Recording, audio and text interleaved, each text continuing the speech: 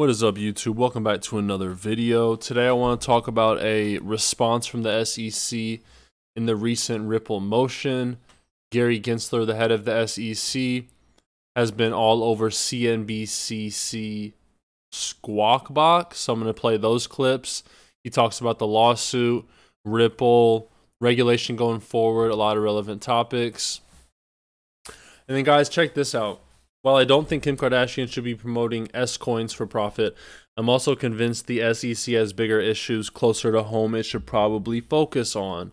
So the SEC recently went after the celebrity Kim Kardashian, and many are asking, why are they worried about Kim Kardashian, even if she's in the wrong, when they have bigger fish to fry like the Ripple lawsuit right now?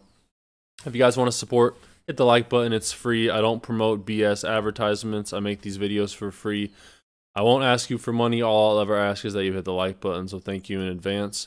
And join the Telegram group. We have 86 members. It's a free chat group. The link is in the video description below. In the future, I'm going to charge money to get into this. It's free right now, so join while it's free if you like crypto and you like talking about it. What do you guys think about this? Let me know your thoughts. Justin, Elon Musk on why he is buying Twitter. He says, quote, "Buying Twitter is an accelerant to creating X, the everything app. In a world where everything's becoming more centralized, more globalized, imagine an everything app." Elon's talked about this in China before. I doubt I have many viewers from China, but if you're familiar, comment below and correct me if I'm wrong here. But China basically has a payments app combined with like a social media app. So imagine Facebook, Instagram combined with like PayPal or Venmo and Amazon. And I think Elon's talked about wanting to create that before. So it's an interesting idea. I'm not sure if I'm a fan of this or not, but it's the trend the world is going for sure. And boom, the US national debt tops $31 trillion, right? This is coming after the US military has funded Ukraine to the tune of $80 billion. And you sit back and you ask yourself, is this where I want my tax dollars to be going? Binance as well is adding XRP to the list of dual investment products, so you'll be able to have more order options when buying XRP. Binance, one of the biggest exchanges in the world. I thought it was bullish to see this. And now for the Gary Gensler clips. So I'm going to play this first one. Gary Gensler says, "The law is clear on this. I believe based on the facts and circumstances, most of these tokens are securities. When a group of entrepreneurs is raising money from the public and they are anticipating a profit, they need disclosure." All right, let's hear what he has to say. Chair Gensler, we had Chairman Rostin Benham from the CFTC on with us last week, and he made the point that the CFTC should be regulating all of these things. When you start to build up, I guess, some case law, some examples of people who have agreed to settle with you like this, does that make the case more firm that the SEC would then be the place where these are all regulated? Look, our agency is an agency that oversees this basic bargain.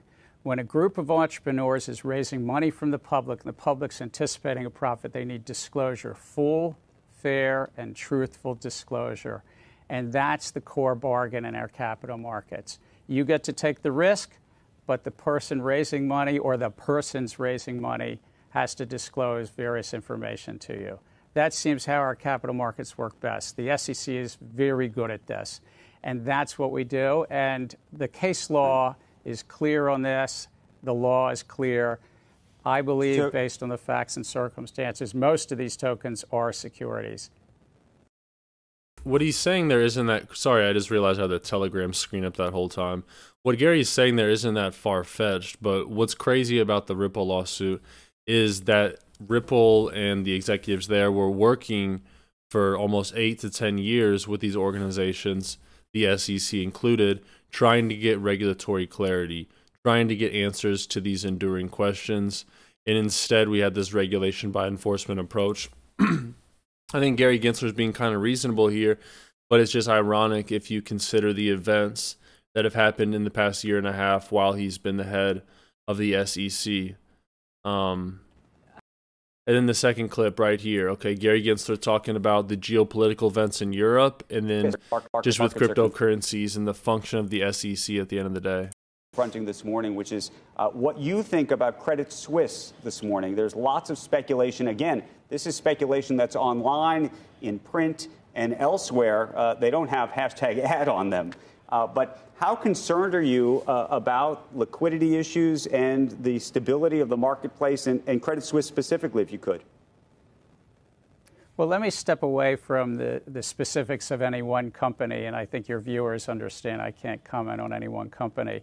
But we're in uncertain times, a war continuing in Eastern Europe, various changes in the marketplace, highly volatile, as we just saw last week in the United Kingdom in the gilt market. That's their sovereign debt markets, very volatile.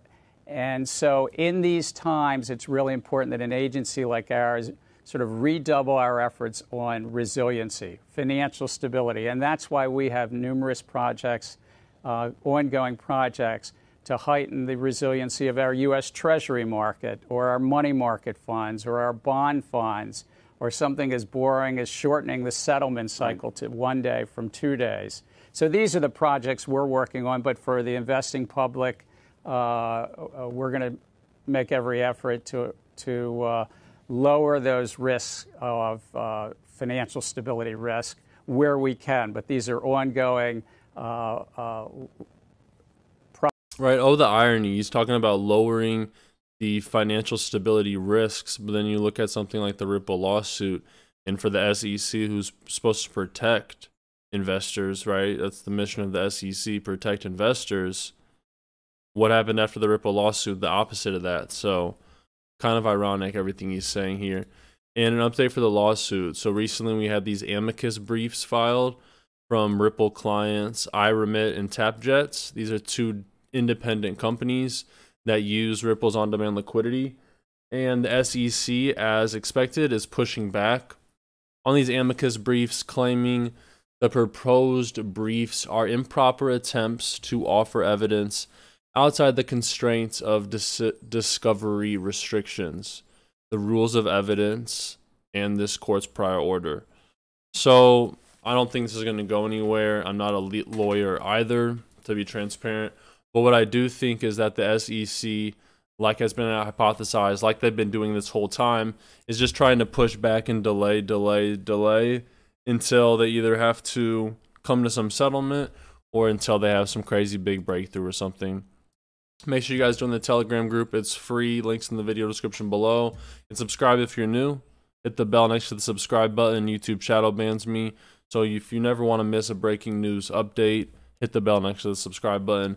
Thank you. Have a great day. Until next time.